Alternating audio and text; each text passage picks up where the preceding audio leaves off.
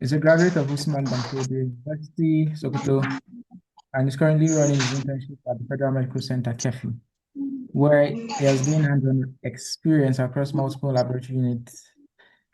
His professional journey reflects a deep commitment to improving laboratory practice, patient safety, and access to safe blood. Beyond the laboratory bench, Sunday is passionate about community impact. And because of that, since 2023, he has successfully organized multiple blood drives, mobilizing young people and faith-based communities to become voluntary donors.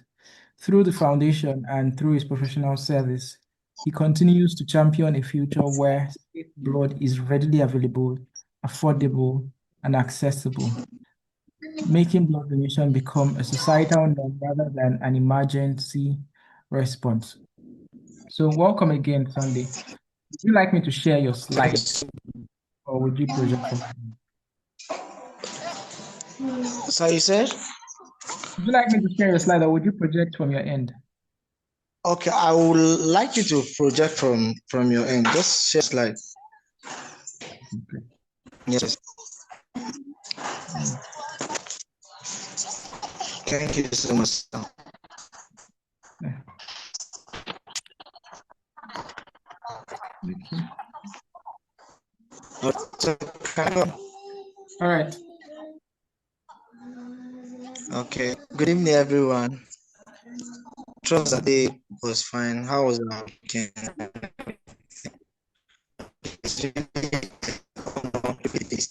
Thank you, Luamoyowa. Thank you so much. I've known you for a couple of years and thank you so much for the thank you guys for this opportunity. So, a quick one, let's go through what we have: building donation culture.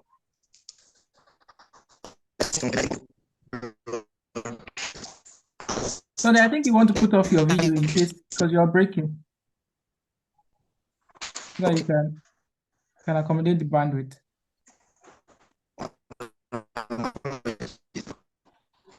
Let me see.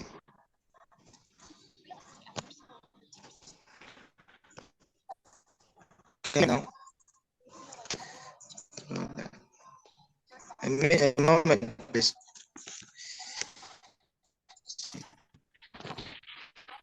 Hello? Okay. Would you like to put off your video so that we can maybe the network can take because you're breaking. Yeah, I'm trying to do that now. Yeah.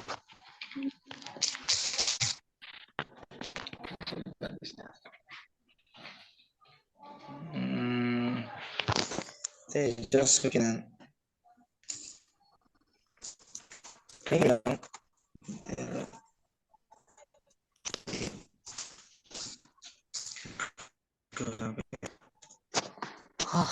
This phone invites me to. It should be at the bottom.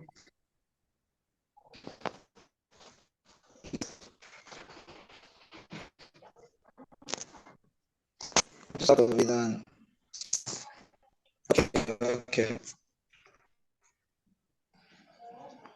Yeah. He's not saying anything at the moment. He's trying to put off his video. Sorry, please.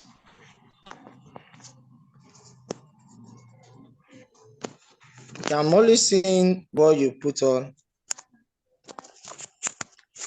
Okay. I'm only seeing your slide. Yeah, so Yeah. it's fine. Your video is off now. You Okay. can go ahead. Thank you. All right. So thank you so much. As I was saying earlier, can you hear me now? Yes, I can. Okay. Okay, please. So building a donation culture, lessons from organizing multiple blood drives. By the grace of God, as a pioneer of Blood Life Foundation, we've been able to organize over 5 blood drives since our inception in 2023. So I'll just quickly run through this as we go. Why this conversation? Why does this conversation matters? Blood cannot be manufactured. As we know, you can't manufacture blood. It's not something that can be synthesized in any way. So blood can only be transfused from one person to another. Can only get it from a person to another, and the demand is constant. The demand is high. It's just as the supply is limited, the demands are high. The demands are high. Supply are unstable. And when we talk about supply unstable, not just in Africa, not just in Nigeria, all over the world, blood supply has been one of the unstable need. It has been an essential need in the health sector. So we are still having that issue even in United States of America, in Canada, UAE, Saudi, every part of the world, we are having same issue. Then most the nations are crisis driven, especially here in Africa, especially here in Nigeria and other parts of the world alike. So the core problem now, I don't know if you can hear me. It's not a population issue. It's not lack of awareness issue. The real problem is poor culture. Sincerely, when we come to blood donation culture, the real problem we have is poor culture. Not really that it's a population issue or people are not aware of blood donation. No. One thing that has been consistent is an emergency mobilization. Emergency mobilization has just been it. Nigeria and many African settings operate as an reactive donation culture. All we have is reactive donation culture, not a proactive culture. What do I mean by that? Most times, blood donation it's as a result of emergency. When it comes to okay, someone is in need of blood, and you see all those urgent alerts, we have all those emergency alerts, please, blood alert, there's need for blood and all that. And you see people begin to react to that. Okay, I have a relative is in need of blood, please can someone help? And that has been the culture over time. And we are in a country that have, what would I say, the demand now is quite high, but it's more of a reaction thing because the supply is limited, not a proactive culture. I will explain that in a moment. Now, what is culture? Culture is how we do things around here. That's what most people will tell you. This is how we do things around here. Culture, the way of life, as we know. So this is how we do things around here. This is how we do things as Nigerians. Okay, you know a particular set of tribe. Okay, this is how they do this is how they do that. But when it comes to donation culture, especially blood donation culture, it's how we think, feel, and act towards blood donation. How we think. How do we think when it comes to blood donation? What's our thought pattern? What's our mindset concerning blood donation? What do we know about blood donation? What do people feel when it comes to, okay, please, can you donate blood? What do you feel about donating? Are you readily available to donate? Do you want to donate blood at everything? Now, how do you feel when you hear that call, when you get that call to donate? And how do we act towards it? How do we act towards blood donation? These are very important questions. This shape our mindset about blood donation. I wrote here, blood donation refers to a collective mindset. It's a mindset thing. Collective mindset or behavior of a society that encourages voluntary donation, regular donation of safe blood as a normal societal responsibility. It's a social responsibility, not a charity deed. Really, it's not something we do because it's charity. No, it's not just charity, it's our civic responsibility. And it's high time in this country and other parts of the world where we make blood donation a social responsibility. Please, can you hear me? Hello, sir. Hello. We can hear you. We can hear All you. right. Thank you. Thank you. So it's high time we make donation culture a social responsibility. It's have to come to be a right for everyone to be involved in this, rather than just a charity work. When they call someone, okay, can you help us donate? He feels he's doing us a favor, is a charity work. Yes, thank you, we love you, but please let's also see it as a civil responsibility. I was checking it out in China. It's a civil response. There's a law enacted to it. There's a law enacted to it that everyone should donate as a civil servant. It's a social law enacted to this. And also in part of United States and other parts of the world, is a civil responsibility. As far as you are a civilian in that part of the world, you're a citizen, you should donate. Blood donation culture is not built by emergency appeals. That's what we must understand. It should not be built on emergency appeal. If it must be a culture, it must be built on system. Blood donation should be built on system, should be built on consistency and community ownership. There should be a system that works. And unfortunately, these are systems, when it results to this, it's not working. It's not working when it comes to blood donation culture system. So it should be consistent also. Most times, what we do is a blood drive, a one-off thing.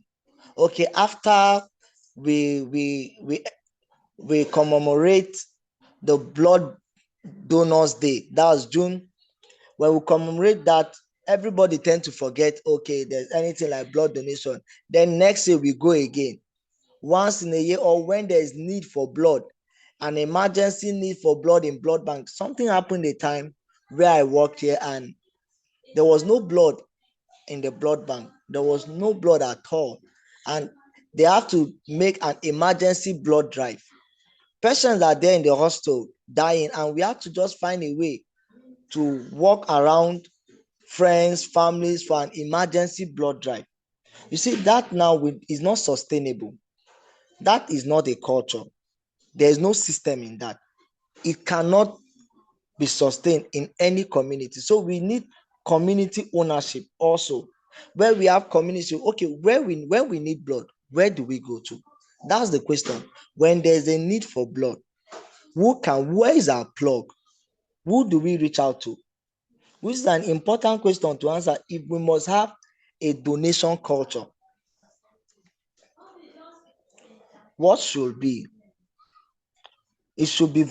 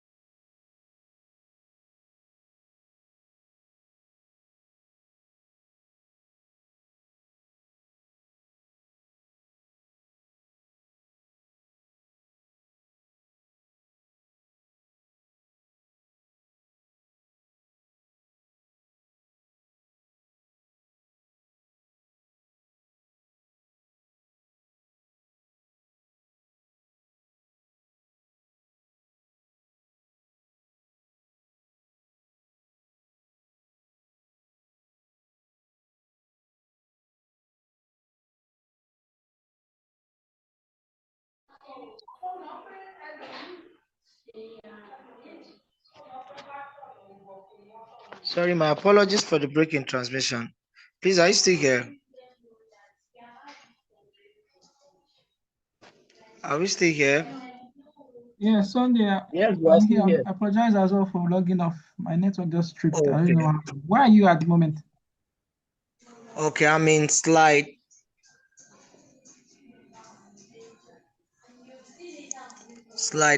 4. Okay. No. We've gone past that.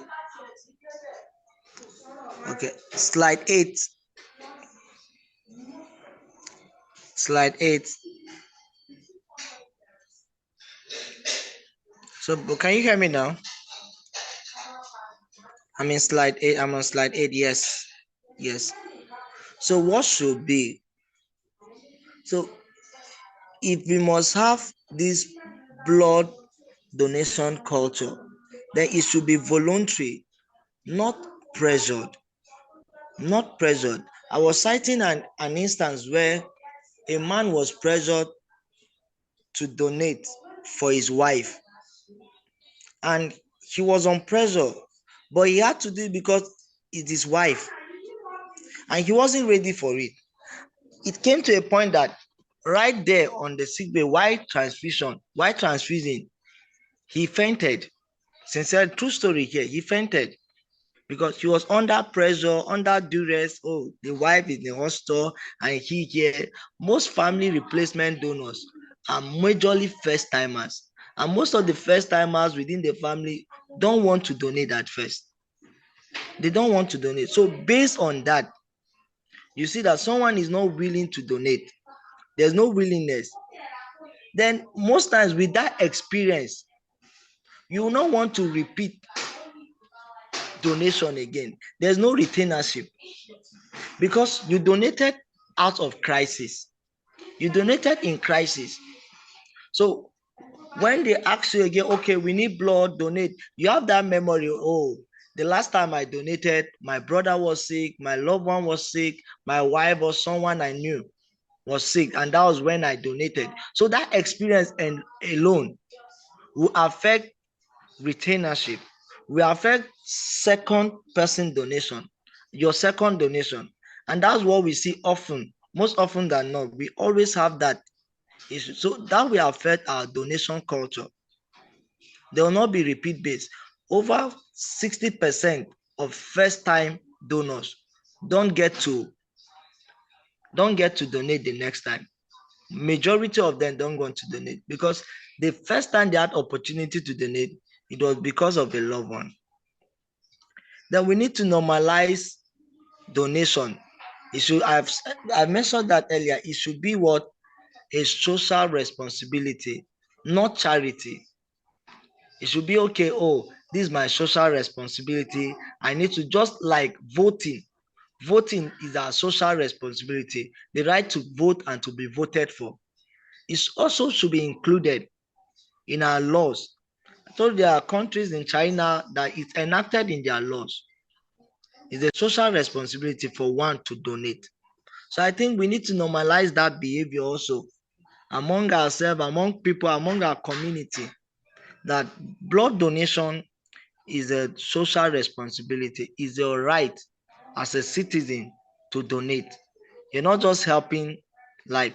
And also community owned and system supported. We need a community. We need to create a community that is so geared towards blood donation, a community of donors, a I don't community know if of. it's just me, but you're breaking, Sunday. Do you want to Okay, I'm consider breaking. Oh, changing location? Yeah. sorry about that. Let me seek for a better location. How about now? Can you hear me? Yes, I hope it stays like that. Okay. So such community, we need communities. When we are in need of blood, where do we get it from? When there is an emergency, who should we contact? When the stock in the blood bank is low, how do we How do we revamp? How do we outsource or source resource for our blood? That's where community is very important. Also, system that support donation. System works with or without the person. Just the way the sun goes round every day, we have hope that the sun will come out. Why? It's solar system. It works in system. So we need a system around blood donation, which for years around this country we don't have such thing. Can we go to the next slide, please? Okay. I just wanted to cite this story. Something happened in 2024, 12th July. So unfortunate. Saint Academic College in Jos. I was in Jos then. I don't know if some of us could remember it. It was on the internet. There was a building collapse. Students were on exams, WAEC exams, and two-story building collapsed. A school-story building collapsed, and over 120 students were trapped. Unfortunately, we lost 22 students.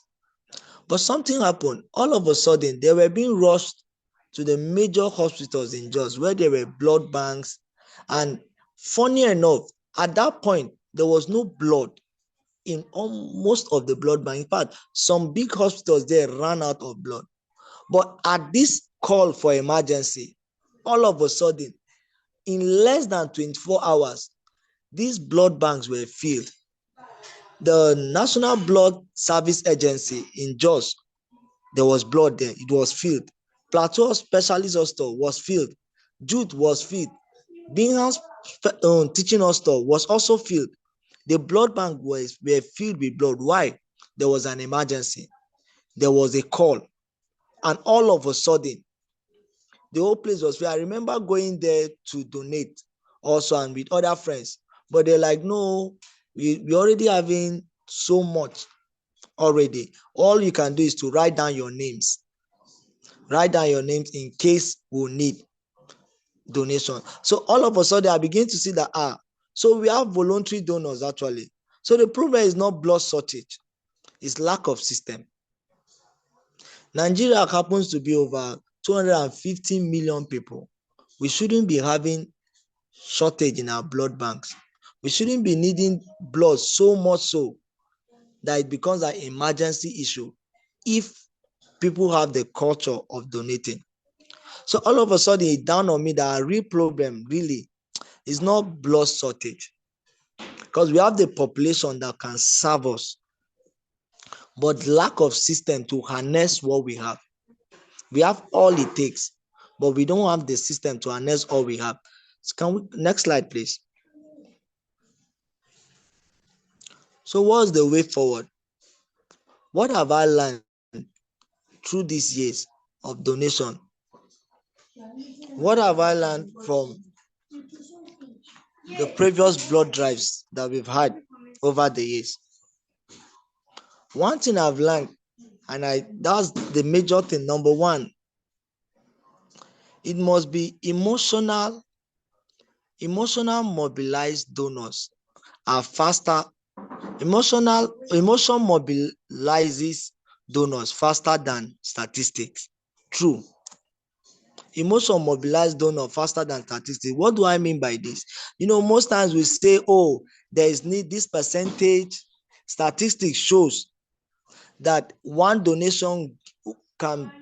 pint of blood can serve 3 people every day. Over this percent of people need blood all around the world. All we need is just 1% of blood donation, and all we have is 50 million 500,000 donations per year. All those things are good, but people are not moved by numbers. Sincerely, they are moved by stories. Tell us story. Who needs this blood? I like the donation alert. Mr. Muyiwa, you posted today. Was it today and yesterday? We get to see that, okay, it's not just that, okay, a patient is in need of blood in so place. You get to tell the story. Oh, this is a sickle cell patient. that has been here for a while, he's in need of blood. Okay, a pregnant woman is out here in need of blood. Someone in trauma, someone accident. Those things move people more than statistics, more than numbers. So if we must do more in this culture, it should go beyond numbers, but real life stories. Real life stories of people actually in need. People can relate to that than numbers. Individuals relate to stories than short numbers. So I think if we must grow our community, we should grow it based on stories, either success stories of people that have gone through this, that have gone through the need of blood and we came through for them, or the organization came through for them. It goes faster. It's much more effective and efficient. Yeah. First time donors need reassurance, not pressure. Most times, first time donors were pressured to donate. Most times, they are not willing to donate. They were pressured to donate. So with that history, they never want to donate again. So if we must have first time donors, they should leave the seat after donating like, I want to do this again. I don't know if you get me. Every first timer after donating should have it in mind that, oh, this is what doing. This is what doing, not as a risk, but should have it in mind, this is what doing. And that's what I found that most times, even in our drives, when a friend convinced someone, oh, come, let's donate, let's try this, the heart, the palpitation and everything, you see people getting scared of donating. We must have to find a way to reassure them that they are doing something worth a while. It's impact for them. And when they try to do that, that awareness, that consciousness will make them want to come back again. There might have misinformation. This is where awareness also stands strong, will stand out. And one of the major barriers. Some people feel, oh, they sell blood. Oh, no, if I give them my blood for free, voluntary, they will go and sell it. That's what a lot of people think. Some also think, oh, if I get to donate, I may be infected. They might use my blood for rituals. I've heard that. They may use my blood for rituals. I may get infected. I may fall sick. One of the major issues I had when organizing blood drive again was the issue of a lot of Nigerians are feeling, we've done blood drives around students, student environment, young people, and someone is feeling, I've not survived. I've not eaten well. Why should I donate? I don't have enough blood. I shouldn't donate. They feel, okay, it's someone that's eating well that should donate. We need to reassure them that, oh, we'll not collect blood from you until we've checked the necessary volumes. I think your pack cell volume, we have to check it out before you donate. We'll do the necessary screening before you get to donate. We have to reassure them, because a lot of people feel, no, I can't donate.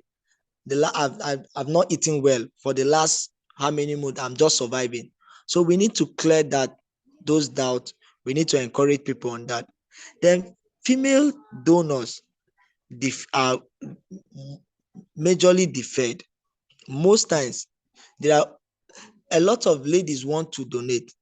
I've seen where a lot of ladies want to donate, but most times you check their pack cell volume, you see that, oh, you just have to defer them. You just have to defer them. They need to time their donation. We need to teach them on underlining head this thing. They need to time their donation and all that, because when someone tries to donate the first time and is being deferred, try to donate the second time and it's being deferred because your blood volume is not up to, you get to see that they will not want to donate again. They feel, oh, I'm not meant to donate, because anytime I go to donate, I'm being deferred. So we need to teach them. One of the striking things I had when our first donation in Sokoto, a lot of ladies came out to donate, a lot of them. And that's one thing we need to emphasize on also. Logistic and efficiency determines donors' experience. Sincerely, this is very important also. Most times our donations, sorry, I'm taking time on this. Sometimes our donations, the experience we had on first time, we want to drive us away. Imagine someone come to donate and he's taking voluntary donor, and you're taking almost 2 hours. He has not donated. From screening everything, and the efficiency is not fast, it's not professional enough. He doesn't feel welcome. It makes people run away. I remember the first time I donated, the way they welcomed me, that was the one of the striking thing for me. The way I was welcomed, they treated me as if I want something. They treated me as if, oh, I'm an executive on personnel. They treated me as if, oh, you are a distinguished person. And the way they calmed me down, treated me, talked to me, and also it was quite fast. I had lectures. So when people go out to donate and they spend so much time, sincerely, they wouldn't want to come back. Then community leaders significantly influence our participation. This is why we must take donation to schools, must take donation to faith-based environment, churches, mosques. And one thing is that when community leaders get to advocate for this, it's much more easier. It influences people. These are people, leaders are people with influence. They are leaders in such areas, the mianguas, the chiefs of areas, all those stuff. It helps us to have a robust participation. I remembered when we had one of our donations and the VC was also involved. You see, it aided participation. It aided participation real good. Then donors' appreciation should improve. We are not talking about rumination now, but we should also help to improve donors' appreciation. Not that someone comes and all we just tell him is thank you. Some Nigerians believe malt and milk still helps in reimbursing one's blood donation, one's blood, but it's not true. In as much as it's not true, we need to help people feel okay. How do we revitalize this person? How do we encourage them? How do we encourage them for next time? As I wrote, one-time donation is impact, but repeat donation is culture. Next slide, please. So this is a framework I came up with the time. CARE. It's called CARE, a sustainable framework for blood donation culture. And the first one is community ownership, community building. And now we are in a digital world where we can have a digital community. Just like Facebook is a wide community. We have a community there. You can make a community on WhatsApp. You can form a community even without meeting someone for the first time. And we are in a global world where one can easily connect.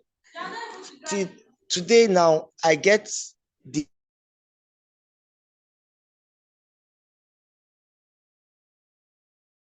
every part. I left Sokoto for years, but they still reach out to me. Oh, we need blood at so spot. Just we need blood.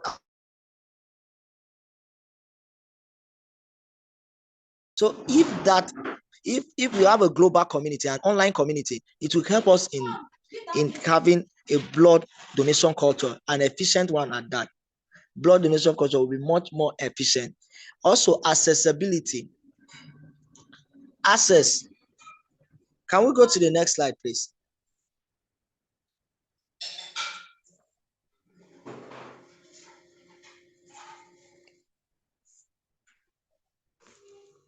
Hello, sir. Can you?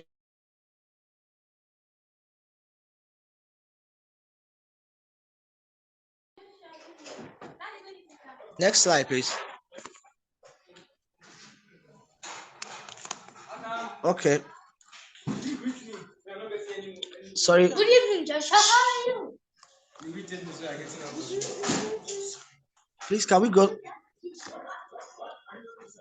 Accessibility also is also one thing in making a blood donation culture. making donation convenient for campuses, mosques, and mobile unit also aid and increase our blood donation scheme.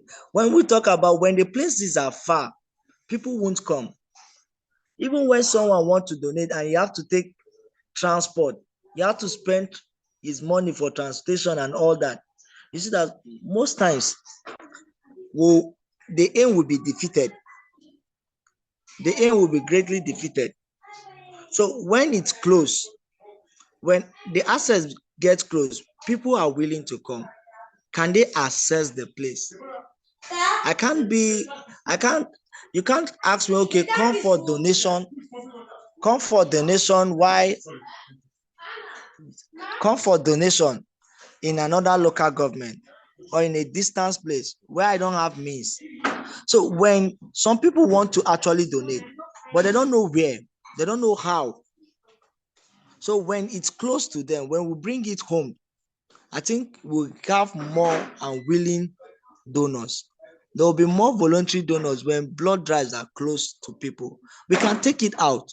We can take it to the marketplace. We can take it to campuses, camps, churches at intervals, and we get more donors from them. Next slide, please.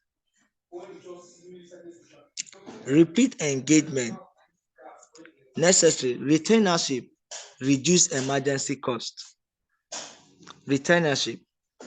When we build retainership system, this is where I talk about community.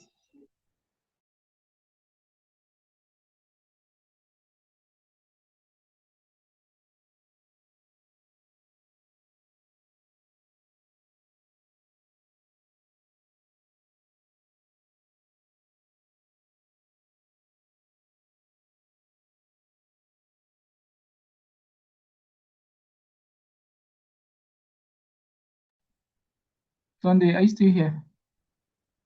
I think his network.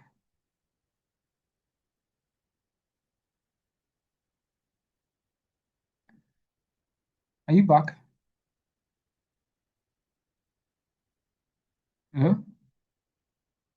Sorry, I'm back. Sorry, Okay, good. it's network. So retainership is very important. It will reduce emergency. One, the issue of database is so dear in in in donation culture. We need database. I'm in a group where we have O negative donors. We have a database for O negative donors. That at any point in time, there is need around such area. That it's in Jos. Now you just get to reach out to them. We have such community. And when you reach out to them on the group, we have a database. Okay, we can reach out to this kind of person. We have their contact. Okay, reach out to this person is O negative donor. And they get to show up and donate. So one thing we also need, and we get to connect to every private blood banks and government, every blood bank around it, donors database, so that there will be repeat engagement. Just as I said earlier, over 60% of first-time donors don't get to donate again. That experience alone is enough. SMS and emails reminder. Now we know that you can donate as frequent as 3 months, after 3 months, twice in a year, and all that. So if every Nigerian, every youth get to donate at least twice a year, we'll not have emergencies in our blood bank. Then we need to show the impact update, what we have been doing as an organization, as a firm. Okay, this is what we have been doing. This has been how your donations have been impacting lives. People need to see their impact. People need to get to know that, oh, what I'm doing, I'm not just doing it for free. I'm not just doing it because, no, it's touching lives. Everybody wants to touch life in a way or another. So when you get to see that, oh, your donation counts, just as your vote count, you want to donate. Also, experience. Let's go, just please. The next slide. Experience optimization, which is also necessary. Donors' experience determines their return rate. Sincerely, donors' experience will determine their return rate most times. When I have a bad experience donating, I will not want to return again. Imagine someone that is donating, especially for the first time, and you get to have a kind of bad experience. Okay, you fell ill, you will not want to donate, or you had an experience that not so good experience with the professionals handling it. There'll always be an issue. There'll always be an issue. So most times, if really we must build this culture, then we must give people an experience that they will never forget, an experience that they'll be willing to donate any day, anytime. And one of the experience is professional handling, efficient screening. Sometimes people want to donate and they get to this from the screening now. If it's not efficient enough, you get to see that, okay, you tell someone, oh, you're having hepatitis B, you're having HIV, and maybe they get to test some other place and see that, oh, HIV is negative, it was a mistake. They will not want to donate. The environment also matters.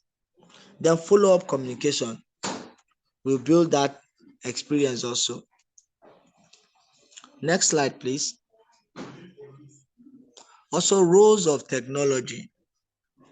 We are in a world where technology have taken the front seat. AI is on the front row now. So we need to develop applications, apps that will help in tracking donors. We need to develop means, technological means, to send automated reminders, to connect urgent needs to available donors. And that is what Bloodline is actually doing now. And I want to celebrate Bloodline for this, trying to come up with technology, Bloodline apps, where we can connect urgent need to available donors. You just need to, it's just like an Uber, blood Uber, where you just connect people. Okay, there's someone in need of blood in this place, and the nearest donor can get to connect with them. This is credible, this is mind-blowing, and we need to celebrate them for this. Where we can track donors, where we can even have statistics. Because one thing in this side of the world is that we don't have records, we don't have statistics, we don't have database most times for some of these things. Where we can build youth ambassador networks. People need to know that they are doing something with their time and it's worth doing. So please, having such technological platforms will also help us, because culture today spreads digitally. Culture spread digitally. Next slide, please. I think I want to end here. Where culture is built before crisis. If we must have a sustainable blood donation culture, it should be built before crisis, not when we have urgent need, emergency need. Then we are building on such culture. It will not work. Let's move from emergency appeals to structures, to structure national system. Let's have a structure, let's have a system that is consistent. No more, oh, there is need for blood here, there's need for blood there, emergency appeals. Sometimes some of those emergency appeals, you can be busy, you may be willing to donate, but you're at work. You may be willing to donate, but you're busy doing something, you're far away. We need to build structures, where systems where people can go to donate at every time. Okay, your appointment, your donation appointment time. Okay, I have an appointment in April to donate. Now someone may have, okay, my appointment, just as we have an appointment with the doctor, you might say, okay, my appointment with the blood bank is April and December. You see, that works. So even there's an emergency this year, okay, my appointment is in April, December.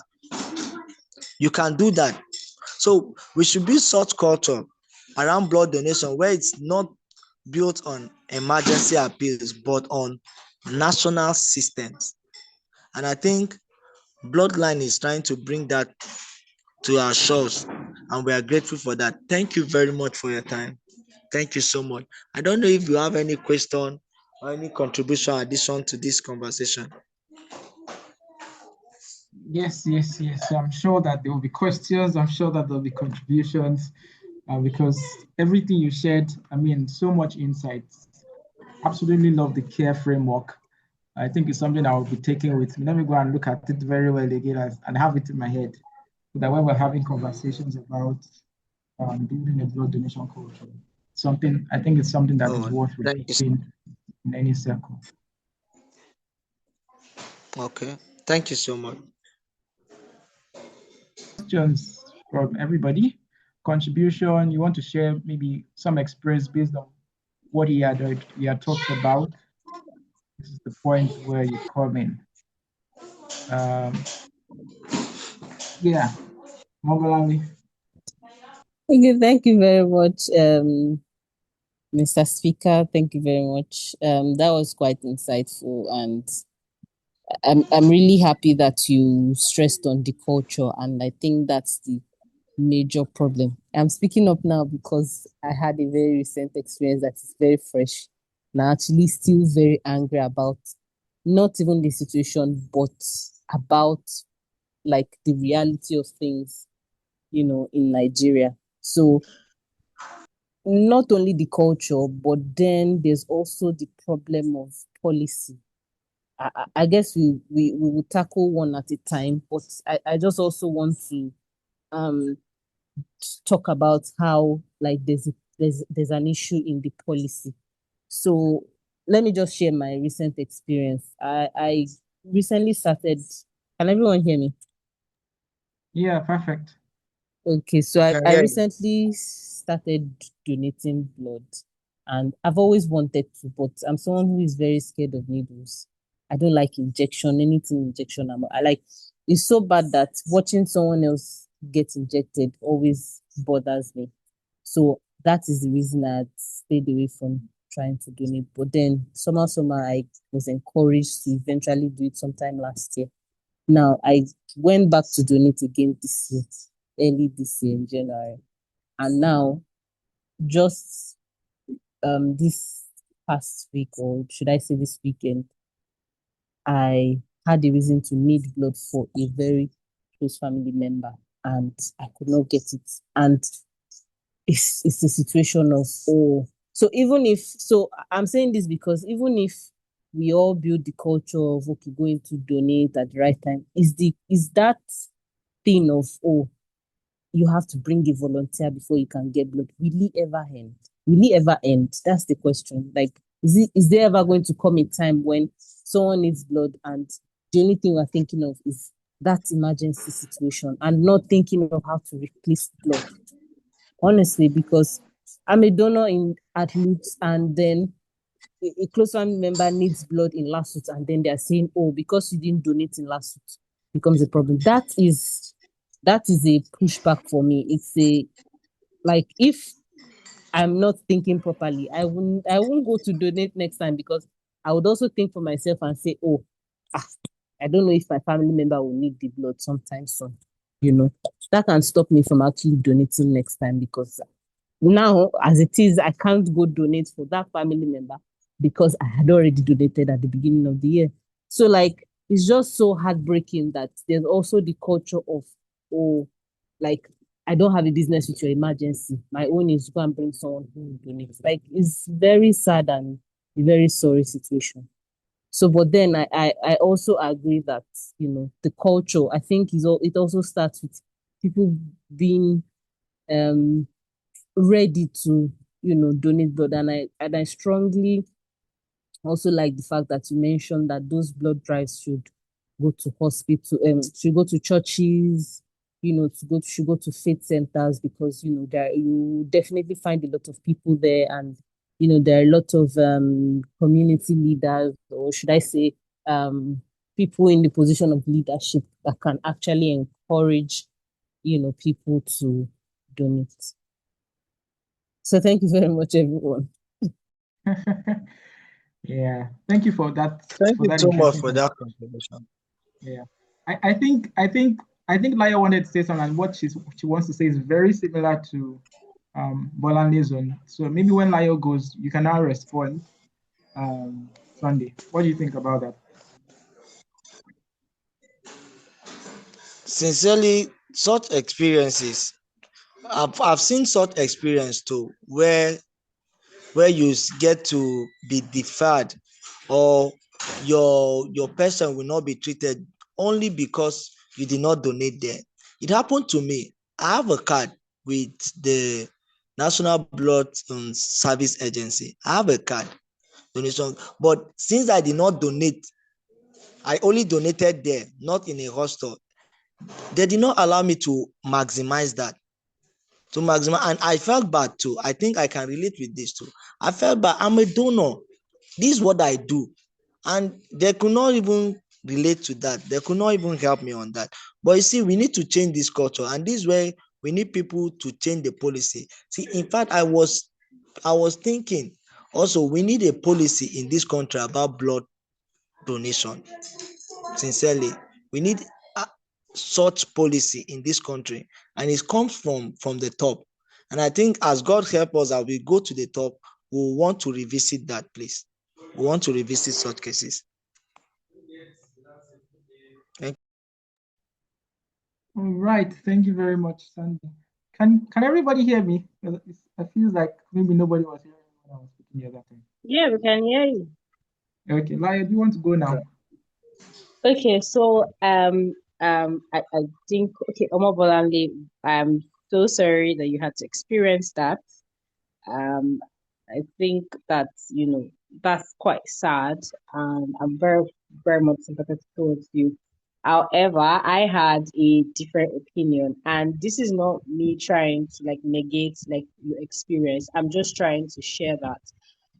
Um, it's in the works, right? We're trying to, it might not be like something that we're able to achieve now, but it's something that we're trying to also like push for. And maybe when we start speaking more about this, people, would listen and things will be done. I had an experience of, it was even me. I donate blood regularly. And there was one time I had like a medical emergency, and I donate blood in Lagos. I've only ever donated blood in Lagos. And in Loop. So literally I have only Loop card, right? And when I had this medical emergency, I was in Lagos State. I was in Shagam to be precise. And the whole story of this person needs blood, which is me.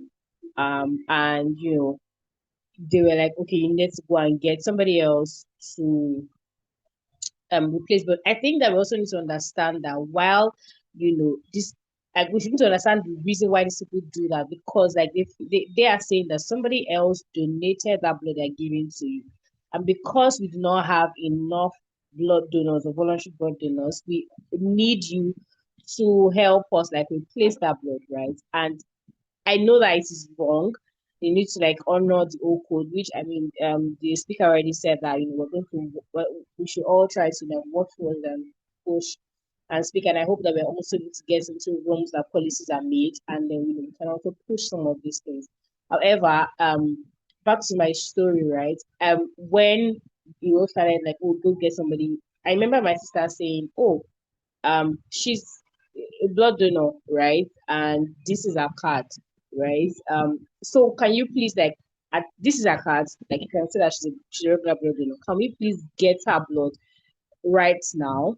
And while we still go look for somebody else to replace the blood. So it was not even that I didn't think I get somebody, it was that at that moment they listened and then they gave me blood, which I mean was something that I later heard about and I was very happy about, and somehow has even like encouraged me. So I said all of this to say that while that happened to you, and I'm very very sorry, I don't want it to like to change your um change what you have already decided to be doing, and I don't want it to like discourage you, right? So there's some people that I know that it's very very difficult for us to change these things. We're going to keep trying to change one person at a time, and with we trying to push the culture of donating, I think that it gets better, and I'm sure it's going to start from all these like medical people, right? So I'm hoping that the next time such things happen, you're able to meet somebody that listens and also helps you, and not is not biased to saying, oh,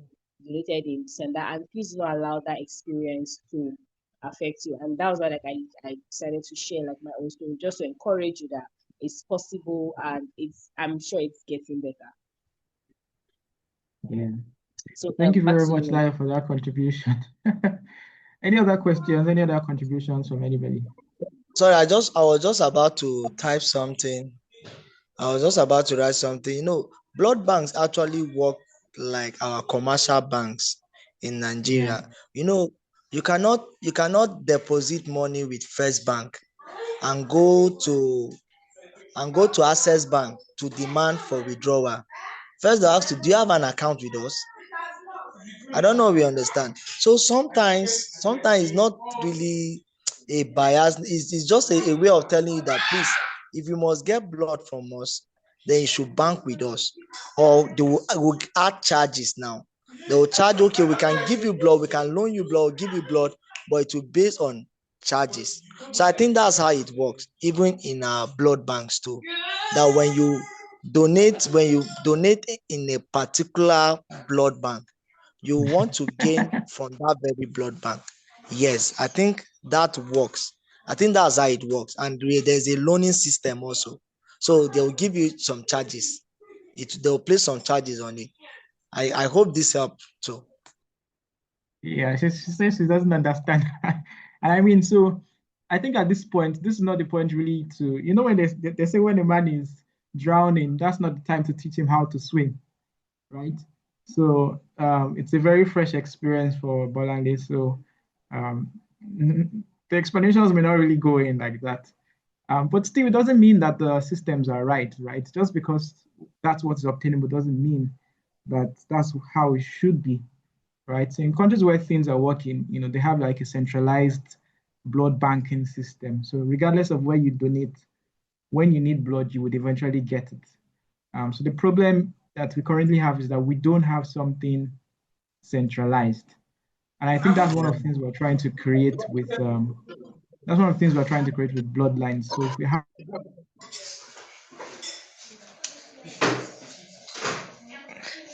All right, thank you, clear sir. under bloodlines, you should be able to get blood for whatever reason, right? But yeah, given the circumstances that we're in right now, I mean, so the question is, given your experience, right, would your decision to not donate anymore change anything about the current system? The answer is no, right? So, I always like to say that if you're going to change the system, it's not enough to stop at criticizing it, right?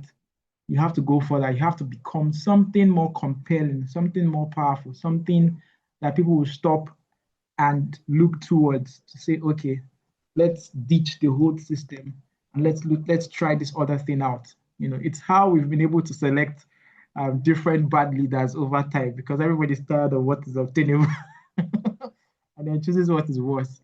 But in this case, hopefully it's something better, right?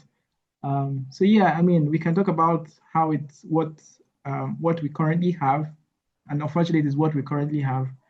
But then I think the anger, there's a Nobel Prize laureate that says that anger is a tool that you can use, right? I think it's Kailash Satyarthi. I can't remember his name very well. So anger is a very useful tool. If you're angry at something, that's a very useful tool that you can use to convert, to change whatever you're angry at. So anger can be a very useful tool. Whatever emotions, sadness, whatever you're feeling, can be a very useful tool to drive, to change what you're angry about, what you're sad about. So that's just what I'm going to say to encourage you and to everybody else, really. Let's not be discouraged. We're taking it one step at a time. It's a long journey to the promised land. Maybe some of us will see it, maybe some of us will not, but we have to just keep putting one foot in front of the other. So, guys,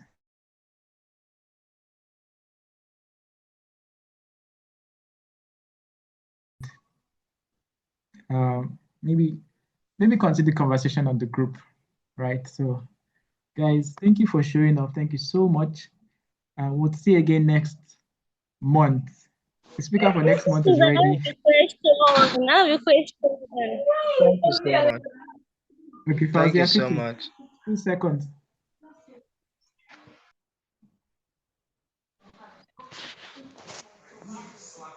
Fauzia, ask your question quickly, 2 seconds. All right. 2 seconds.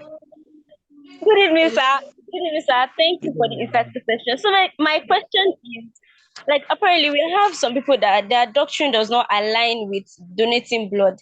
So if we find ourselves in that situation, probably in the setting, like in the medical setting, in the lab, how are we supposed to handle patients like that? Can you please share few tips on how to like handle them or persuade them to, I don't know, because there are some cases that are very, very critical that they eventually need to get donations, they need to get blood transfusions and all of that. So is there any way we can try to like undo situations like that when we find ourselves in that kind of Yeah. Sunday, do you want to give a go at that? Okay, yes, Advise us. I know some sect like that. We don't need to mention names, right? Yeah. So yeah, we have sect like that that it's prohibited for them to be transfused with another person's blood, not even their husband. They feel is not right. Among even both Muslim and some Christian sect also, some Christian sect also have that. So and it has been on for a while, and that's why I say if we must counter this, is not in the phase of crisis. You understand? We need to first of all go down and let there be an awareness. Let people get to know, okay, this about blood donation. But when we come to the place of crisis there, where it's between life and death, see, the only thing you can offer is you can offer help. In as much as you can offer help, it's left for the person to accept or reject your kind of help. You understand? It's left for the person. The higher we are free beings. Even God too does not force to help us. Let me use that. He doesn't force himself to help us. We need to, he offers the help. We have the right to choose or not to. So when as a medical professional, someone is in need of blood and you know is in need of blood, and with everything the PCV is low and everything, and you offer, okay, you need donation, and the person refuse, just write a consent. The person have to write an undertaking, oh, I don't want blood. So whatever happens, but we try our own best to be kind enough to tell them the consequences of their choice, because every choice will have consequences. You try to be kind enough to tell them, oh, if you refuse this and this and this, these are the implications. But please, we can't force them. You can't, it's not medically right, it's not ethical for you to go beyond their wish. If that person get well, they can sue you. They can sue you.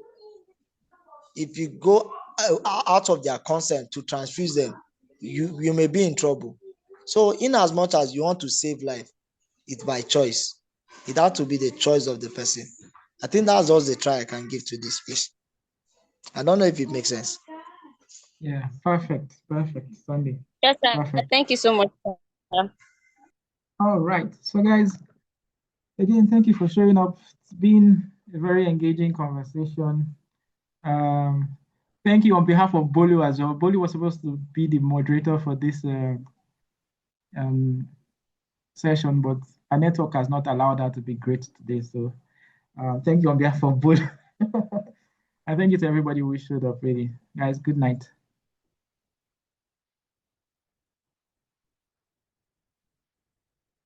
Good night, everybody. Bye. Good night.